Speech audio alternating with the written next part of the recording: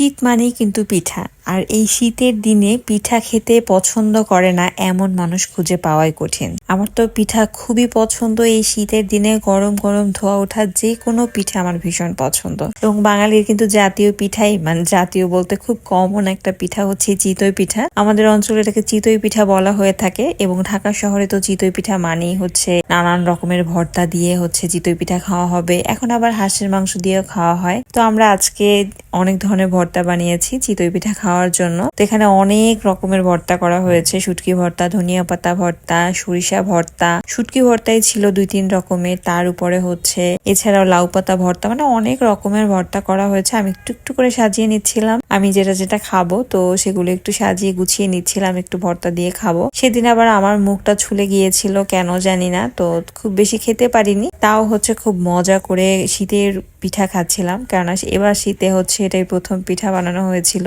একদম ধোয়া ওঠা গরম গরম চিতই পিঠা। এটা খেতে আমার ভীষণই ভালো লাগে। বিশেষ করে আমার আবার নারকেল গুড় দিয়ে হচ্ছে যেটা মেখে চিতই পিঠা খাওয়া হয়, তো ওটা আমার বেশি পছন্দ। তো আমি প্রথমে একটু ভর্তা দিয়ে খেয়ে নিয়েছি। সব ভর্তা একটু একটু করে টেস্ট করেছি এবং বেশ মজা হয়েছিল। ভর্তাগুলো খেতেও ভীষণ ভালো লাগছিল। তো সবাই মিলে হচ্ছে এরকম ভর্তা দিয়ে চিতই পিঠা খাচ্ছিলাম। এবং শেষ পাতে হচ্ছে আমি এরকম খেজুরের গুড় এবং নারকেল মিক্স করে নিয়েছি, তারপর হচ্ছে চিতই পিঠা খাচ্ছি। এভাবে খেতে আমি বেশি পছন্দ করি। মানে চিতই পিঠা মানেই হচ্ছে আমার একটু নারকেল আর খেজুরের গুড়, ঝোলা গুড় দিয়ে হচ্ছে খেতে খুবই ভালো লাগে। এবং শেষ পাতে ছিল হচ্ছে ডিম চিতই, যেটা হচ্ছে এখনকার যুগের খুবই ট্রেন্ডিং চিতই, মানে এটা আপডেট চিতই। তো যাই হোক, এটাই ছিল শীতকালের প্রথম শীতের পিঠা উৎসব। তো আপনারা কে কোন কোন পিঠা খেয়েছেন এই বছর শীতে অবশ্যই কমেন্টসে জানাবেন। আল্লাহ হাফেজ।